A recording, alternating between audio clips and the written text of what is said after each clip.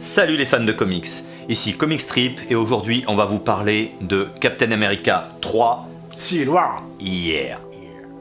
Alors c'est un film dont on a beaucoup parlé, on va vous faire une critique sans spoil et puis à la fin peut-être on vous glissera quelques spoils aussi.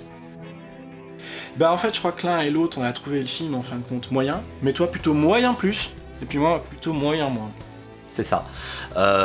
Comme Batman v Superman quelque part, c'est un film qui a de très grosses qualités et qui pourtant n'est pas parfait, il y a plein de petits trucs qui vont pas. C'est ça, vraiment le parallèle que je fais entre les deux films, c'est qu'il y a une déception dans les deux, dans le sens qu'il y a en fait des sortes d'incohérences de qualité, des moments qui sont vraiment excellents, et puis d'autres qui sont pas au niveau, et ça gâche. C'est clair. Et d'ailleurs, à ce niveau-là, moi qui pourtant suis avant tout fan de Marvel, je trouve qu'il y a eu une très très grosse injustice médiatique. BVS a été descendu en flammes. Et Civil War, il y a beaucoup de gens qui ont dit « Ouais, en fait, c'est le meilleur Marvel qu'il y a eu jusque-là, c'est le meilleur Avengers. » Non, même si je trouve que c'est un bon film, grosso modo, c'est juste faux, c'est loin d'être le meilleur. En fait, il y a une chose qui est étonnante, effectivement, sur BVS, qu'on a critiqué un peu plus tôt, c'est que 70% des critiques l'ont détesté et l'ont bien fait savoir, et puis en fait 70% du public l'a aimé. Moi j'ai trouvé aucun autre film sur Rotten Tomatoes où il y avait un tel décalage, donc il y a quand même un truc qui est bizarre quoi. Et puis là par contre, Captain America Civil War, 97% des critiques le trouvent super. Je suis curieux d'attendre de voir le retour pour le coup du public, parce que moi j'ai pas été si emballé que ça, et je sais que je suis pas le seul quoi.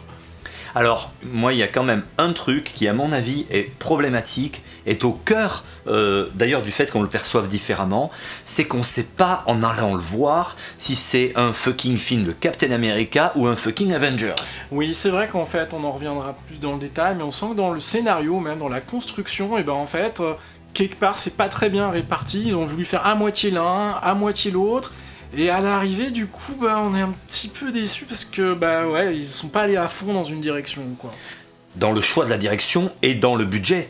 Parce que si c'est un Avengers, on attend un gros budget. Oui, vraiment, moi, un effet que j'ai eu quand je regardais le film, je disais, mais en fait, j'ai pas l'impression d'être devant un film blockbuster, de l'été, mais plus devant un épisode d'une série télé, quoi. Donc, et effectivement, il y a des moments, les FX, par exemple, sont pas au niveau, quoi. Alors, série télé, t'es un peu sévère, mais du coup, c'est aussi quelque chose qu'on peut apprécier. Moi, j'y suis allé en me disant, je vais voir un Captain America ++. Et à ce niveau-là, j'ai plutôt aimé, parce que l'ambiance est fidèle à celle de Captain America, et à peu près la même que celle de Winter Soldier, donc si ça vous a plu, allez-y, sinon, évitez juste. Et on retrouve les qualités d'un Captain America. Principalement, justement, les persos humains ont une part beaucoup plus belle, sont mieux traités, on reviendra peut-être un petit peu dessus, mais on voit mieux Black Widow, on voit mieux d'autres persos comme ça. Alors côté du coup un peu négatif, moi au début j'étais un peu frappé parce que là il y a une différence de ton qui est très forte, parce qu'effectivement on est bien dans la même réalisation que sur le Captain America 2, donc un film un petit peu espionnage quoi. Et pas vraiment dans le même délire que l'équipe de super-héros blockbuster qu'on a pu voir dans les deux derniers Avengers. Donc du coup, voir les Avengers en fin de compte avec un autre ton, au début ça désarçonne. Mais cela dit, on se rend compte que par d'autres endroits ça a aussi ses intérêts, mais peut-être qu'on en reparlera plus quand on sera sur les personnages. Voilà, donc dans tous les cas, si vous y allez, et moi je vous conseille bien sûr d'y aller, dites-vous bien que vous allez voir un Captain America avec plein d'Avengers dedans, et pas un Avengers où il manque Thor, il manque Hulk. Là on part de suite sur du négatif et ça vous décevra forcément si vous partez dans cette optique-là. Donc effectivement, peut-être on va pas revenir dans le détail de toute la flopée des Avengers qu'on a déjà vu, puisqu'en fin de compte, on va dire Robert Downey Jr. et puis Chris Evans, qui sont les deux personnages principaux, ils sont quand même égaux à eux-mêmes dans les prestations qu'ils ont rendues auparavant, et donc ils sont globalement bien, même très bien, mais c'est peut-être plutôt effectivement sur les nouveaux personnages, il y en a plusieurs, et même d'anciens qui tirent mieux leur épingle du jeu, quoi. Alors clairement, pour moi, le nouveau qui pète tout, qui s'en sort super bien, Black Panther. Il est bien introduit, historiquement, on voit plusieurs personnages. Alors pour les fans des comics, déjà, dès le début, on voit son père brièvement, mais on le voit, c'est pas mal. Et pour vraiment les gros fans, il y a même une Dora Milaje, pour ceux qui savent ce que c'est, et ça c'est un clin d'œil qui est sympa. Maintenant, le perso lui-même, son costume déchire. Ils ont réussi, pour un mec qui n'a pas trop de pouvoir, à quand même faire qu'il puisse encaisser face à des mecs costauds. L'acteur est bon. En fait, toutes les scènes avec Black Panther, elles sont réussies. Ouais. Que ce soit dans son identité que ce de soit T'Challa. quand il est en civil, ou que ce soit les scènes de combat quand il a son costume. Quand il est en civil, il dégage bien cette impression princière. Il a travaillé son accent pour que ça fasse un peu « je suis africain ». Oui, mais pas trop, c'est pas caricatural, Ouais, c'est bien. vraiment bien. Et ça fait assez naturel. Par contre, donc quand il est en costume, là par contre, ce qui est très bien réussi, c'est que c'est le guerrier. Et puis quelque part surpuissant, on voit bien qu'il n'est pas que humain, quoi. Il arrive à tenir tête à Captain America. Ces scènes de combat sont vraiment réussies. Non, c'est la grande surprise du film. Peut-être à l'inverse de Spider-Man, que là c'est la surprise, c'est dans l'autre sens. Je sais pas, Spider-Man, je suis partagé. Déjà, je l'ai pas aimé en Peter Parker. Bon, il est ado, tout ça, mais la gueule, l'expression, j'ai pas accroché tellement à Tom Holland. Quand il est en costume, son costume, je l'ai pas trouvé top. Il y avait des endroits qui faisaient un peu plastoc. En fait, le costume, je le trouve à la limite moins bien que les précédents qu'on a pu voir. Ouais, je suis assez d'accord. Par contre, les scènes de baston, c'est speedé à fond. Il saute dans tous les sens, il sort des répliques de merde, mais pas trop. C'est vraiment pour se rassurer. Tu sens le noob qui débarque là, puisqu'il est ado, il débarque vraiment. Et qui se rassure en envoyant des petites vannes ou en disant n'importe quoi. D'ailleurs, j'ai adoré quand un des autres personnages lui dit non mais tu sais là on est en train de combattre, ferme ta gueule quoi. En gros, c'était bien amené. Et dans sa façon de combattre, c'est speedé. Je l'ai retrouvé et ça c'était jouissif. Là je me suis vraiment régalé. Oui, alors c'est un petit peu étonnant, disons que ce qui se passe pour moi, je pense un peu comme pour toi, c'est que le parti pris du Spider-Man adolescent, c'est un peu déconcertant. Alors surtout, je dis ça un peu pour blaguer, parce que moi maintenant je dépasse les 40 ans. Et en fait, quand j'ai commencé à lire des comics et que j'avais 11 ans, Spider-Man était déjà marié avec Mary Jane. Donc pour moi, à me dire aujourd'hui il est devenu adolescent, il y a un truc qui est pas naturel, quoi. Mais bon, au contraire, j'ai trouvé qu'en civil ça passait, mais pour moi ça passait moins bien quand il était en costume. Et en fait, c'est vrai que ça fait pas très naturel ces combats où il est en train de discuter tout le temps, mais faut reconnaître que c'est cohérent par rapport au comic book. Donc bon. Moi, je dirais en fin de compte, je présage pas, faudra voir dans le film Spider-Man par un autre réalisateur comment ils réussissent à faire vivre ça. Mais c'est vrai que là, le costume, j'ai pas été très emballé, la réalisation pas trop, mais l'acteur, pour moi, ça va quand même. Il fait un peu parachuté quand même. Juste pour replacer très vite, dans Civil War les comics, il est pivotal, il a un rôle vraiment très important. Là, on a un peu l'impression qu'on l'a mis pour une opération de marketing et pour introduire le prochain film Spider-Man. Il est pas vital du tout. Clairement, en fait, les scènes avec Spider-Man, elles sont plutôt quand même réussies dans l'ensemble, voire jouissives pour certaines si on apprécie, quoi. Mais c'est vrai qu'en fait, il sert à rien. Il serait pas dans le film, ça noterait presque rien, quoi. Alors que Black Panther, par contre, lui est vraiment pivotal sur l'histoire, il est bien intégré. Oui, c'est très réussi, parce que c'était pas forcément évident, qu'il a un lore qui est un peu particulier, enfin un folklore qui est un peu particulier. Et en fait, c'est très bien fait, donc, et puis surtout, ça donne vraiment envie après de voir un film Black Panther. Alors bon, à la base, c'était pas évident, quoi. Alors en parlant des persos qui étaient pas évidents dans leur propre film, on a Ant-Man, là il est intégré. Et pour le coup, il est encore revalorisé. Je trouve qu'il y a une petite valeur ajoutée, limite plus intéressante que dans son propre film par certains côtés. Disons que je peux être même assez clair à l'extrême, c'est-à-dire que moi, Ant-Man, j'ai pas pu aller le voir parce qu'à la vue des bandes annonces, j'étais là au secours, quoi. Et en fait, là, vraiment, le personnage est super sympa dans cette présentation, ce qui est en plus pas extraordinaire, parce que vu les pouvoirs qu'il a, pour les exploiter, c'est pas vraiment kiffant, quoi. Et en même fait, s'il se débrouille bien. C'est super réussi. Et là, du coup, j'irai voir Ant-Man and the Wasp, parce que de toute façon, une des choses qui est très importante pour moi, c'est l'acteur est bien, quoi. Donc du coup, ça donne vraiment envie d'en voir plus, quoi. On a revu aussi donc les acteurs qui étaient moins valorisés dans les films précédents, qu'on venait de découvrir, comme Vision et Scarlet Witch. On vous en reparlera un petit peu dans les spoils, mais grosso modo, ils sont plutôt bien, ils sont mieux mis en avant. Oui, alors en fait, c'est curieux pour moi de dire ça, parce que j'ai moins aimé le film que je n'ai aimé Avengers 2, et en fait, il y a à peu près la même quantité de personnages dedans, c'est-à-dire une dizaine.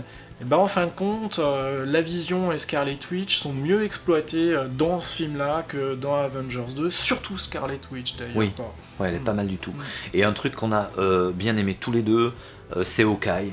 Juste avant le film, je te disais, franchement, il y a des persos dans Avengers qui sont mal écrits. Et on s'était mis d'accord sur le fait que c'était pas l'acteur qui jouait mal, mais vraiment que Hawkeye était mal écrit dans la plupart. On s'était posé la question parce qu'on se disait, ah là, c'est vrai quand même que Hawkeye est pas réussi dans tous les films. Puis il me disait, ouais, l'acteur est pas terrible. Je dis, ouais, je suis pas sûr parce qu'il a quand même eu un Oscar. Donc je me demande si c'est pas plutôt que le personnage est mal écrit. Ouais. Et là, dans celui-là, on a eu la réponse parce qu'en fin de compte, là, Hawkeye est vraiment super chouette, quoi. Donc c'était finalement pas l'acteur qui posait problème, c'est qu'il avait pas été bien écrit. Le personnage était dur à cerner, et une fois de plus, on était à une échelle cosmique dans les Avengers. C'est vraiment dans un film de Captain America que Black Widow et Hawkeye peuvent être le mieux décrits. Et pourtant, Black Widow ressort pas des masses. Elle est bien dans les combats. Ouais, mais en fait, ce qu'il y a, c'est que Black Widow, comme c'était l'un des rares personnages féminins jusque-là, si ce n'est le seul, elle avait, par exemple, dans Avengers, je crois que c'était elle qui avait le plus d'exposition dans le premier, même plus que Robert Downey Jr. ou juste un peu moins. Donc effectivement, on la voyait beaucoup. Maintenant, il y a d'autres personnages féminins, donc on la voit peut-être un petit peu moins. En plus, de toute façon, il y a plein d'autres Avengers, donc on est obligé de répartir le temps. Ce qui est sûr, en fait, c'est que paradoxalement, moi au début, j'étais assez déçu qu'on n'ait pas Hulk et Thor dans ce film. Et puis en fait, en discutant avec toi, on arrive à la conclusion que c'est peut-être un bien, parce que du coup, des personnages qui n'ont pas de pouvoir, comme effectivement Hawkeye, comme même un peu Captain America, mais Black Widow, du coup peuvent mieux exister dans ce film-là, et en fait sont mieux dans leur basket, dans un film dont la trame de fond est de l'espionnage, et effectivement on est plus, je suis d'accord, sur un Captain America que sur un Avengers où on a une grande menace cosmique qui risque de détruire la planète, quoi. Un truc qui, moi, m'a beaucoup plu, c'est les combats du début, qui sont à échelle humaine, et qui sont plutôt, globalement, très bien chorégraphiés. Ouais, alors du début jusqu'à la fin, je crois que c'est l'un des points forts du film. Les combats sont, pour la plupart, vraiment très très bien, certains même excellents. Ce qui est très agréable aussi dans les premiers, c'est qu'il y a une brutalité dans ces combats-là. Waouh, ça décoiffe quand même. Donc non, ça c'était effectivement très réussi dans le film. Ils sont assez réalistes. On voit bien que justement Black Widow est supérieure à un agent du Shield, même Sharon Carter, qui se bat bien, mais tu vois quand elle essaye de combattre un certain ennemi et qu'après t'as Black Widow qui s'en occupe, c'est pas le même level quand même. Bon, et puis on est dans un film qui s'appelle Civil War, avec des affiches qui nous montrent bien d'un côté la Team Cap et d'un autre côté la Team Iron Man. Et la scène centrale du film, la confrontation entre les deux équipes, là pour le coup, même si j'ai globalement pas accroché sur le film, celle-là c'est incontestable, elle est vraiment très réussie. On oublie, on rentre dans le truc, il y a plein de trucs jouissifs. En plus, un élément qui est important, c'est qu'en fait, la combinaison des pouvoirs dans le travail d'équipe est bien pensée dans le scénar, ce qui est un truc qui n'est pas toujours évident. Oui, parce qu'à la limite, l'équipe Iron Man, clairement, elle est plus puissante. Heureusement qu'il y a Scarlet Witch avec les autres. Mais par contre, l'équipe Cap, et ça c'est complètement comics, elle est mieux dirigée. Oui, et elle a notion stratégique. Clairement. Exact, ouais. Et ça, c'est peut-être pas tellement montré, mais on peut se dire que c'est parce qu'il y a Cap derrière, justement. Alors par contre, du coup, il y a des moments où c'est moins bien au niveau des combats, il y a des moments où c'est moins bien au niveau de la réa, et là, on se dit que justement, le plus gros problème du film, un peu peut-être comme BVS, mais en pire, c'est le budget, puisqu'on est sur la fin des budgets ric-rac des films Marvel. Ouais, c'est-à-dire qu'en fait, il y a eu une révolution de couloir chez Marvel Studios. Kevin Feige, à un moment donné, il en avait un petit peu marre que les gars au-dessus de lui voient tout le temps ses budgets à la baisse, parce que ça commençait à devenir compliqué quand on voulait faire des films épiques avec des dizaines de super-héros. Et donc là, finalement, l'ancienne équipe a été remerciée, et puis à partir de Doctor Strange, il a toutes les manettes. Mais là, ça a été le dernier film où, en fait, il n'a pas eu exactement le budget qu'il désirait. Ça se voit. Et ça se sent. Ça se sent, ouais. Moi c'est clair que très tôt dans le film, il y a des moments où je vois apparaître donc soit Iron Man, soit War Machine, et en fait tout de suite un truc qui cloche dans l'animation des armures, un petit côté tiens c'est un dessin animé, c'est pas vraiment je l'ai moins ressenti que toi, mais quand même. Et ça me l'a fait plusieurs fois dans le film. Alors cela dit, là-dessus, un élément qu'il faut quand même que j'évoque, peut-être pour expliquer mon ressenti vis-à-vis du film, c'est qu'en fait, vous avez sans doute remarqué, on a le cas avec BVS, on a peut-être le cas sur Captain America Civil War, en fait on a rarement des avis de critiques ou de personnes qui sont mitigés et objectifs. C'est souvent très orienté d'un côté ou de l'autre. Et je crois qu'il y a une explication physique à ça, c'est qu'en fait quand on regarde un film, soit on rentre dans la magie du film, Puis si à un moment donné, il y a une incohérence qui nous fait sortir du film et qu'on réussit jamais à re-rentrer dedans, et ben là, en fin de compte, vous nous mettez à voir tous les défauts et ça commence à faire une liste. Et moi, en fait, j'étais dans ce phénomène-là. C'est pendant très longtemps le film, j'ai pas réussi à rentrer dedans. Je suis rentré dedans complètement avec le combat du milieu qui était effectivement extraordinaire. Et puis après, quand on rentre dans le troisième acte, j'en suis ressorti. Et puis en plus, comme il y a pas mal d'incohérences dans cet acte-là. Alors on va en parler. Du coup, là, on va faire une petite section spoils. Et puis après, c'est ça. Et puis après, on passera à la conclusion. Donc si vous ne voulez pas voir les spoils, eh ben, il vous suffit d'aller au moment où il n'y en a plus et d'écouter notre petite conclusion. Et puis quand vous aurez vu le film, vous pourrez revenir et voir si vous êtes d'accord avec nous. Bien sûr, vous pourrez aussi commenter tout ça.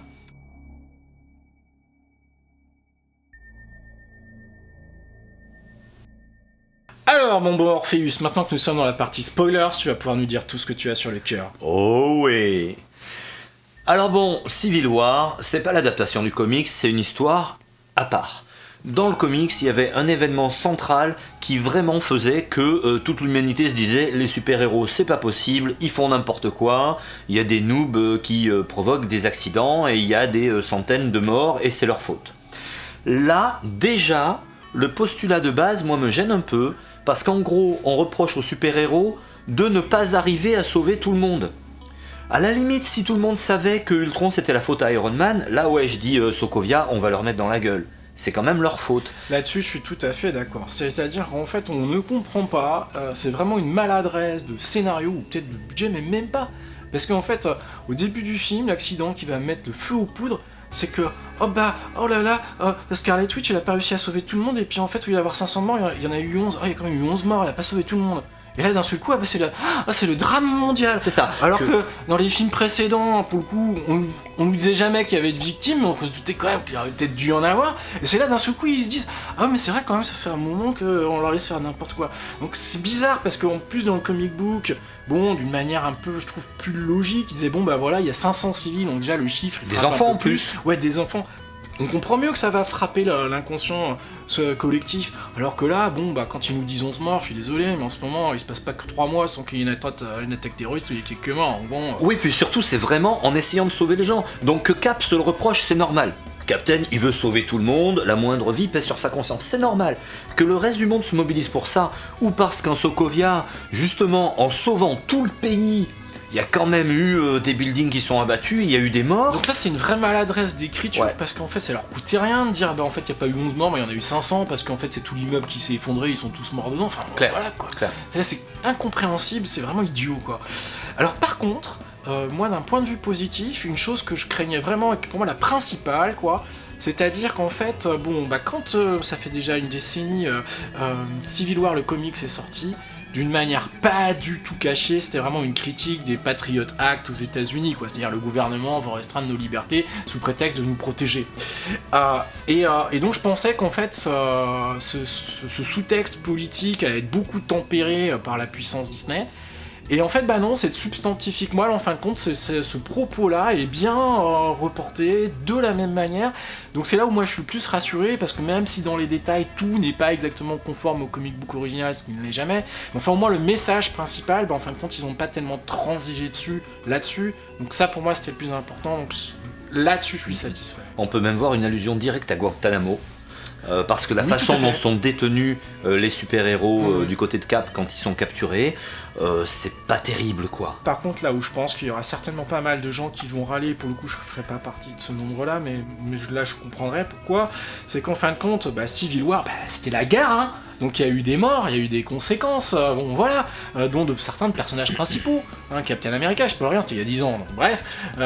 Et là, bah en fait, bah non, en fait il y a un mec qui est blessé, et encore, heureusement on nous le montre à la fin du film, heureusement son copain il a réussi à lui fabriquer une armure pour qu'il puisse marcher de nouveau. Par contre, la cohérence... Là, c'est très Disney, hein. La cohérence carrément raciste entre le comics et le film, c'est que dans tous les cas c'est un noir qui s'en prend plein la gueule. Faut bien le dire, hein. Dans le comics c'est Black Goliath qui avait été rebaptisé Goliath qui se fait buter, ouais. Et là c'est War Machine qui il meurt pas, mais c'est pas gentil là ce que tu fais, on risque d'un procès quand même. Non mais justement je trouve que c'est un peu dégueulasse, quoi. C'est bon, on va quand même pas taper sur un blanc, hein. On met des mecs des minorités, mais autant que ça soit eux qui crèvent, c'est un petit peu limite. Il y a d'autres choses qui t'ont gêné ou que globalement ça. Il y a des choses justement comme toi, c'est ce que tu disais en fait tout à l'heure, c'est des détails qui font sortir l'histoire. Alors moi il y a vraiment eu des points de détail, il y a des trucs parfois au niveau des chorégraphies, tu te dis ça c'est pas possible que lui soit là, ou lui il aurait dû se prendre une balle, ou des trucs comme ça. Ou, il est balèze Captain America quand même. Non, c'est normal, Captain America il doit peser 2-3 tonnes, il est plus lourd qu'un hélicoptère, c'est normal. Bon, je t'ai entendu rigoler pendant la séance là-dessus. Moi, ça m'a pas autant dérangé. Mais, par contre, les plot holes, quoi. À un moment, faut juste arrêter. Le scénar de base ne tient pas.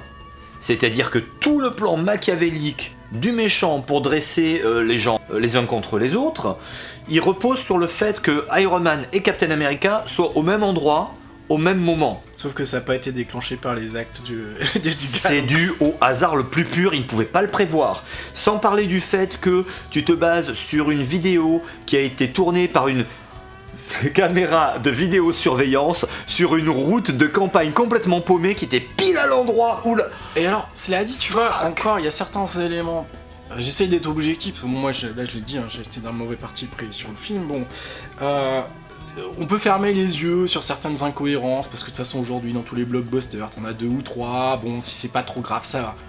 Mais alors qu'on est dans une espèce d'histoire soi-disant politique, où enfin quand on se pose la question, ouais est-ce que les super-héros doivent être contrôlés par le gouvernement ou pas, alors on jette complètement ça dans la poubelle, on s'en fout complètement, d'un seul coup le problème c'est, mais pourquoi t'as tué ma maman ?